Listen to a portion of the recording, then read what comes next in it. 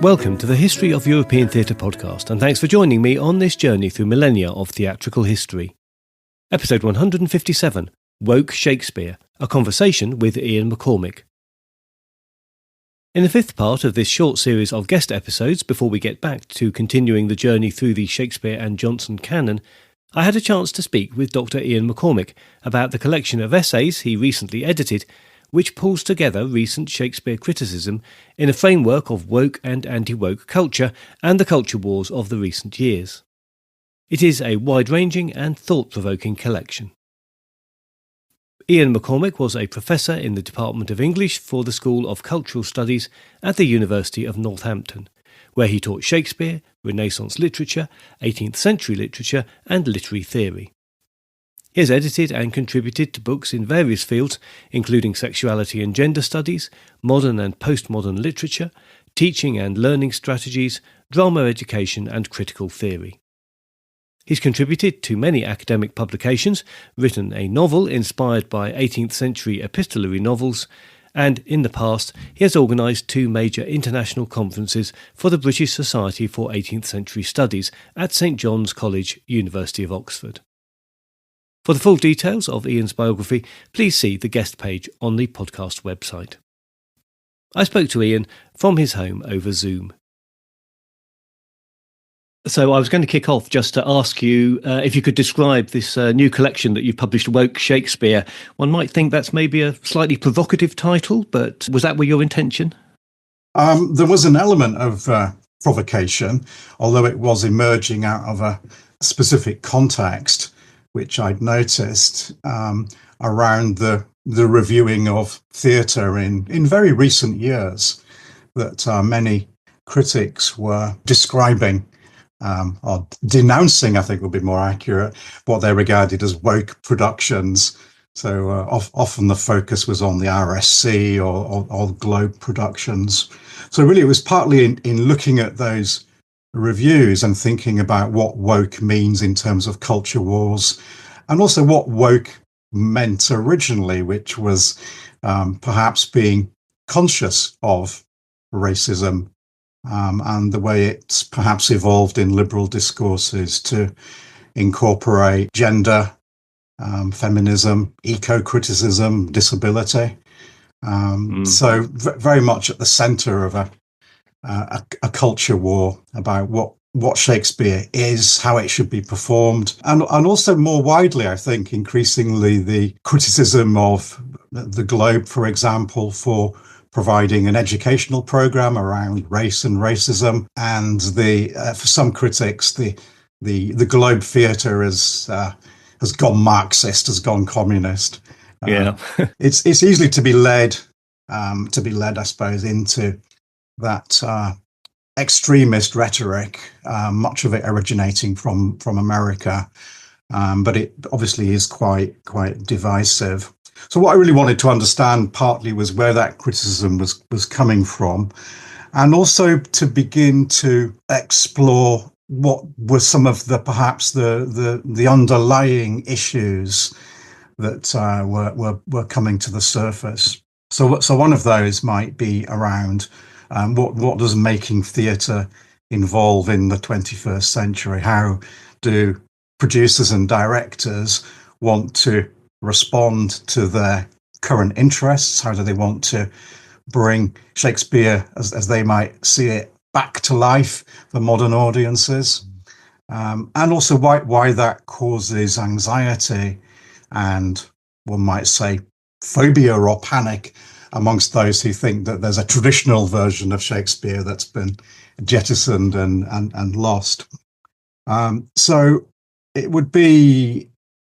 think it would be fair to say that the book as a whole is generally favourable to woke perspectives in terms of social justice, racism, gender, disability.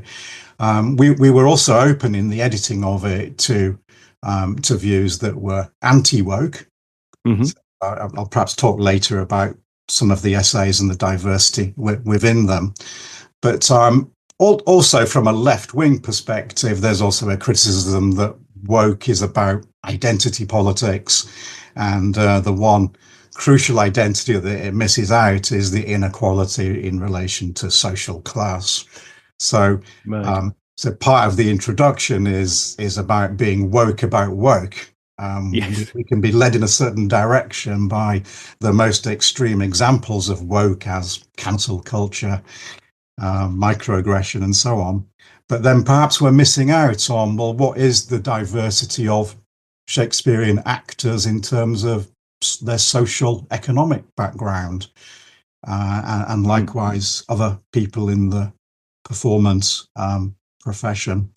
And then another sort of area that we were interested in was how some of these debates or rhetoric or hostility around woke might feed into what's happening in what you might see as a major area of Shakespearean encounters, the classroom, the school classroom, the seminar education, and how our students are responding to Shakespeare today. What sort of questions do they present when they're allowed to ask their own questions? And also, how do teachers, educators respond to those questions? And how might they be responding before questions have even been asked? Are they censoring texts in terms of not choosing Othello, for instance, as a set text? Are they equipped to deal with awkward questions that the text might provoke? And also to look at that in a global context and in terms of the history of education and what might be the future of Shakespeare in schools. Where is it now? Where is it going? Where might it be in 50 years' time? So you can probably sense from that general introduction that this is a huge project. Absolutely. With a wide range of issues on a global scale, and also trying to encompass a variety of views. It's in terms of the first part of your question, provocation. The provocation has been highly successful in terms of a huge amount of hostility to the book cover, right. And even perhaps a reading of just the first 2 or 3 sentences. But we do hope genuinely that people will get past the provocation to view the book as an exploration with genuinely a variety of voices on these I think, very relevant topics that it's legitimate to ask about education, Shakespeare, and dramatic production. Absolutely, yes, a completely thought-provoking the questions that the book raises. I was interested in how you selected the contributors, because they are so wide-ranging. Yes, so there was an initial call for papers. There are websites that sort of provide this service for the academic profession. So that was the sort of direct academic route to academics throughout the world. The call for papers website. Mm-hmm. Penn State University, but we also circulated the call for papers on social media. So the much demonized Twitter. I think Blue Sky hadn't really taken off. It just shows how new these things are. Blue Sky had not yet taken off at that point. But there are lots of Facebook groups that are associated with Shakespeare Society, fans of Shakespeare groups.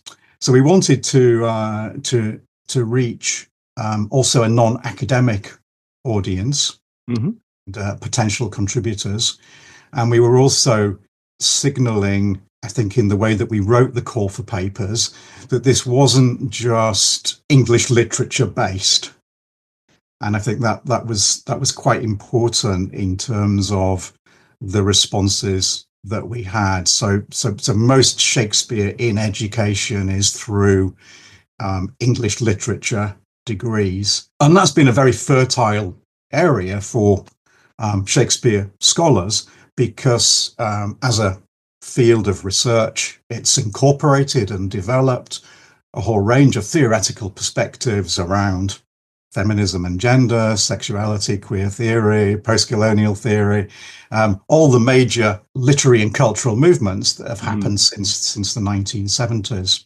But what we wanted to join that up with was the idea that some of those literary and cultural theories were themselves grounded in community activity. So individual women as members of a community resisting gender stereotypes or resisting racism. So that original community energy, activism and protest, fed into theories, and then the theories fed back into communities and raised consciousness. So in that sense, we wanted to try to pull together something that was not purely academic and not purely English literature. Mm-hmm. From an academic point of view, we wanted to broaden the call beyond English literature to, for instance, people working in drama, drama studies, performance studies, and also in related fields such as the sort of newly emergent eco-criticism, environmental criticism. So part of that dimension was to try to encourage people to not be boxed in by a particular silo or specialism. That was also a potential to open up in lots of different directions. So I must say, obviously, there was a co-editor, Saptarshi Malik, who is from India but currently working at the University of Vienna. And his field of work is around colonial narratives in India, right. People observing colonial life from an Indian perspective, and so on. So he's not primarily a Shakespeare expert. So we kind of took that as an advantage that he was helping to give the globalized perspective.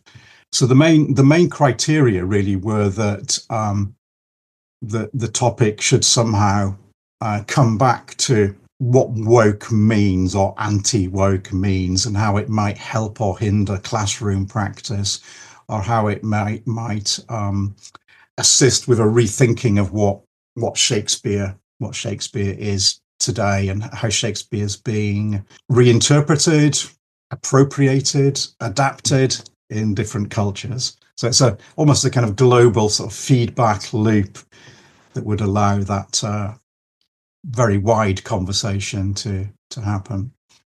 So when you finished that editing process from all these individual contributors, did you find that there were general themes that were emerging? Yes, I think so. So what came across, I think, strongest was the way that various chapters were looking at appropriation or reappropriation.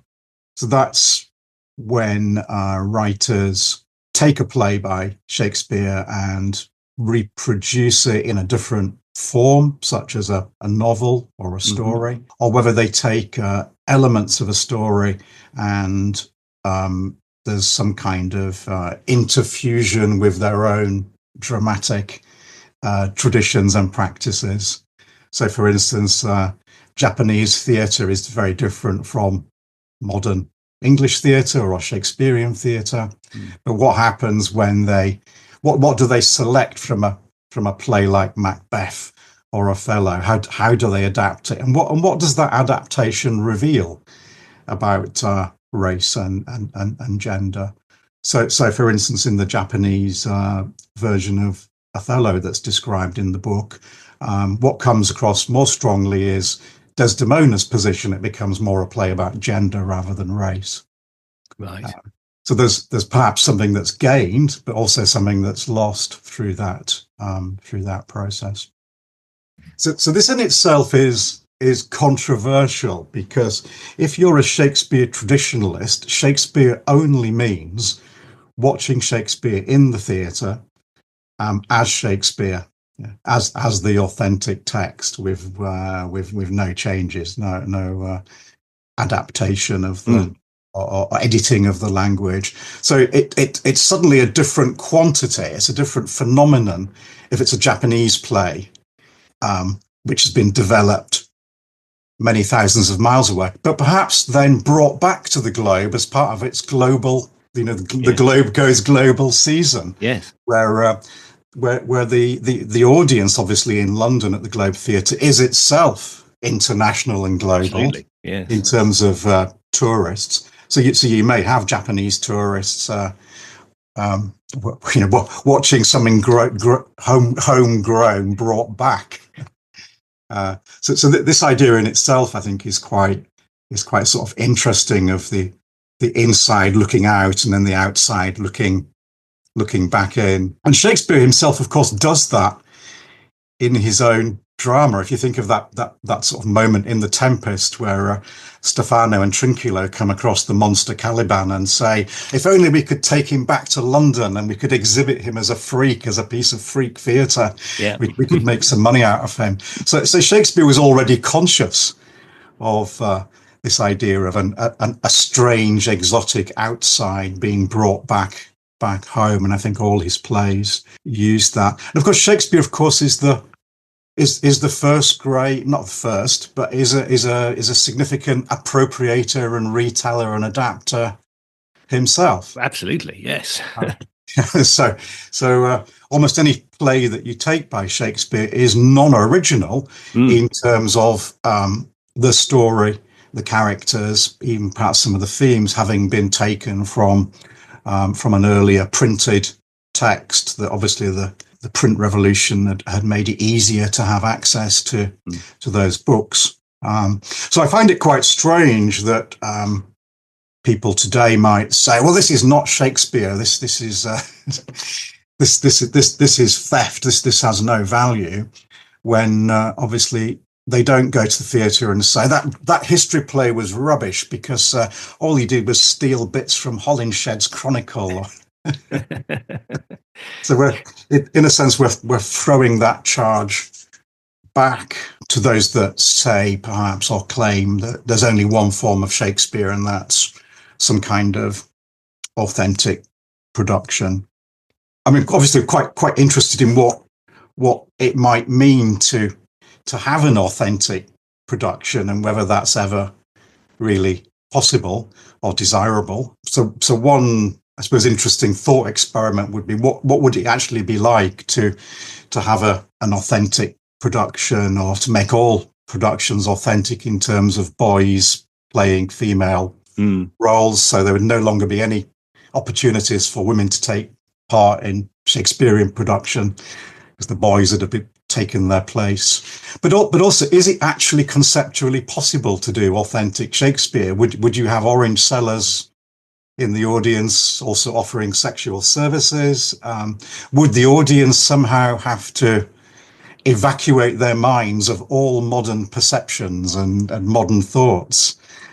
Is it actually possible to time travel back to 1600? Is that really what we want? So I think there's many sort of conceptual problems with that. It can be enormously enjoyable to see productions such as the Globe 12th Night from 2012 that was an all-male cast, which I thought was absolutely tremendous and revealed quite a lot about how gender roles and the humour and the messaging can be nuanced and complicated by having men play female. So I'm not myself opposed to that. Also, we've seen sometimes in the past the attempt to perform Shakespeare with original pronunciation, which I think is highly revealing in terms of how close Shakespeare's English sounds to American, for instance, and how it sounds close to a regional accent. Why is that interesting? Well, it perhaps moves us away from the idea that all Shakespeare roles have to have the kind of classical voice of a Laurence Olivier. Right. And there's a certain poshness in the voicing of Shakespeare. So regional accents used to be infrequently used in Shakespeare production, unless it was the character of Bottom or obviously lower class character. So that there are woke questions, I think, even about the use of voice in Shakespeare. And some critics have I think, been quite angry about the mixed voicing of characters that they expected to be noble or not regional. Yes, we're talking about sort of generational layers of change that happen, going from your Laurence Olivier type delivery, let's say, to something more colloquial, perhaps these days, as people are exploring more the origins of the plays.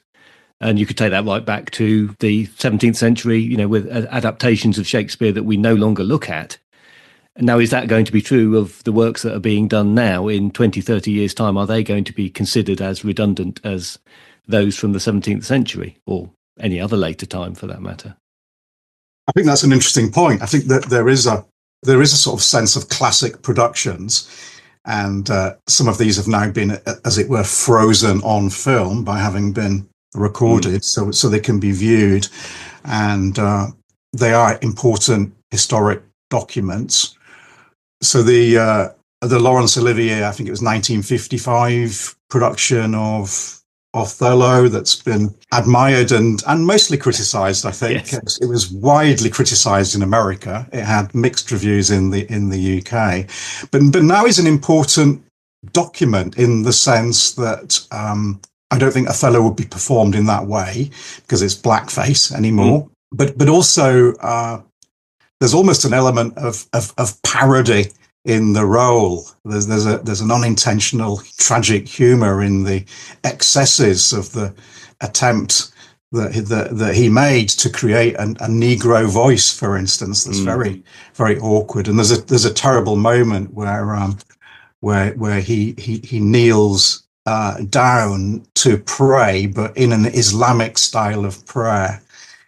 So there's questions there of what we would now call Islamophobia, as well as the blackface, parody, racism. But it's still an important document, I think. So it's not outdated in terms of its scholarly use. There's an interesting sort of woke angle to this, which is that an American academic who was teaching his students about opera, I think his main topic was Verdi's Othello, showed his students the offensive Olivier Othello, and the students complained, and eventually he lost his job because it was argued that he hadn't given them sufficient trigger warnings, that this was to modern sensitivities potentially quite offensive. So that's something that I think that the book starts to explore in a couple of essays. What rights do teachers have to explore difficult areas of the text like race, racism, Islamophobia, but also what rights do students have to challenge source material or representations? So the first essay in the book, which is an essay from India, and it's about teaching Shakespeare's sonnets, is profoundly anti-woke and regards the woke ideology as something that leads to censorship and cancellation, and that it actually obstructs a direct encounter with some of the problems that the sonnets might be presenting. I should mention also that some of the other essays are sort of skeptical about woke being appropriated as a word that purely originated in Black culture in relation to racism, and that the way that it's been broadened to include almost to include, I would say, all the liberal arts as dangerously woke. But that in itself is problematic. And of course, there's the idea of woke washing, that by using woke, we're simply sanitizing organizations. So for instance, an example of that would be an oil company sponsoring a literary festival. Is that woke washing their carbon footprint? So there is this wide debate within the book of views that are skeptical about the overextension of the word woke.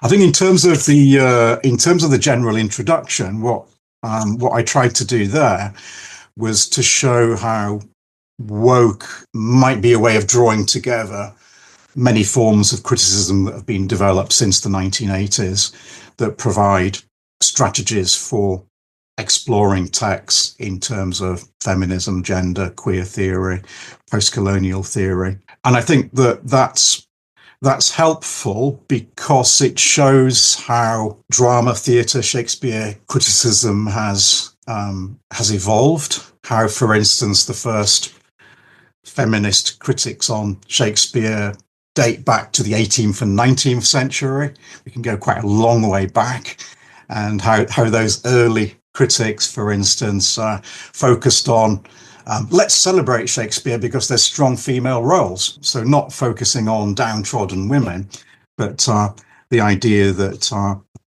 strong women in Shakespeare, strong complex roles, exemplified something that could be adopted. Also, in terms of race studies, that there is sort of documented evidence of activists and campaigners learning from Shakespeare's speeches the art of political rhetoric. Right. And that therefore there was something educational for them and empowering. And in fact, some of the earliest black performers of Shakespeare in the 19th century would make a speech, for instance, after the play, which was political. Right. In relation to slavery, for instance. So there we have, in a sense, the empowerment of a black man as an actor, who incidentally might actually be white-faced to play King Lear, which gives an extra level of complication. We always think of blackface as the sort of problem because of the association that it has with black and white minstrels. But it could work the other way as well. Yes, and undoubtedly our sensitivities on subjects like that have grown, and it's easier to express them these days across the world with the social media. So things become amplified. Absolutely, yes, and that's several of the contributors and the general introduction mentions the dangers of the digital pylon and the bullying and the virality of ideological positions that are simplified. So obvious examples would be recent casting decisions where it was suggested that Juliet might be played by a dark-skinned woman, and this led to actual threats and questions of safety for that female actor. And also, it's not Shakespeare, but Wolf Hall, that was recently televised, incorporated some very minor characters who were non-white. And, the response from some viewers was that they were traumatized and horrified. And you'd think they were talking about the executions at the beginning, which were in fact quite brutal and nasty. But no, they were horrified and traumatized by non-white actors in very minor roles. However, even in conservative commentary that I read in relation to that and in relation to recent casting decisions, there was an awareness that actually there was a black trumpeter in Henry VIII's time. Yes, that's for right. Instance. Yeah. For instance. So particularly given that a lot of popular history recently has tried to recover the lost black history of Britain, mainly focusing on 18th, 19th, 20th century. Some of the earlier chapters in those sorts of writings have raised awareness of that. And likewise, some commentary on transgender and feminism has mentioned, well, what are you worried about there? All cross-dressing has always had a significant role in Shakespeare's drama. And don't you know that the women were played by boys and so on. So there is actually some ground for hope in terms of the wider awareness there, I think. And did putting the collection together tell you anything about whether Shakespeare is becoming more or less relevant in the modern world? Your sample of contributors were probably already considered Shakespeare relevant, but I wonder if their thoughts on the subject came through at all. That's a very good question. So for New Zealand, for instance, there have been questions about whether, given the cultural history of New Zealand, whether the state should be funding and promoting traditional Shakespeare. That chapter has some interesting observations and case studies of indigenous versions of Shakespeare. So even where you might find that a cross-fertilization between early 17th century English theatre and the indigenous population of New Zealand, where you might expect that would be quite fraught with difficulty, that there are some real life examples of relevance, and not just relevance, but how repositioning, reappropriating, revising, hearing Shakespeare in different voices with different traditions, how that creates a sort of feedback loop that enables us to think about our own perception of Shakespeare and how we might ourselves have been boxed in by our own cultural perceptions. So the last chapter, penultimate chapter of the book, is about eco-criticism and environmental criticism. And that really makes this a sort of, it's an emergent area, I think, in the last decade or two in literary studies. So there's a huge amount of interest, given what's happening to the planet, in nature and representation of nature and global and local and all that sort of thing. It turns out that Shakespeare got there first with his interest in nature. So on one level, that might be writing about Shakespeare's use of storms or animal imagery. So that's not new. I think most people who sort of read early 20th century criticism know about animal imagery and how significant the natural world was for Shakespeare's imagination. We think of Shakespeare as, very literary and cultural, and London and the Globe Theatre, but he's from the countryside. Yes, the child of nature. Child of nature. He's in tune with the folkloric, the native, all of those things that are perhaps quite different from a industrial, enlightened, rational belief system. Shakespeare straddles, in a sense, I always think, two worlds, the old and the modern, the feudal and the capitalist. So because of those observations, Shakespeare does become very interesting for exploring and testing theories, but also using Shakespeare to revise and adapt those theories and perhaps test them against other forms of writing. And that's, I think, generally what the significance of Shakespeare is, because he's so much at the centre, not just of British culture, but of a certain segment of global culture. Everyone wants a little bit of Shakespeare.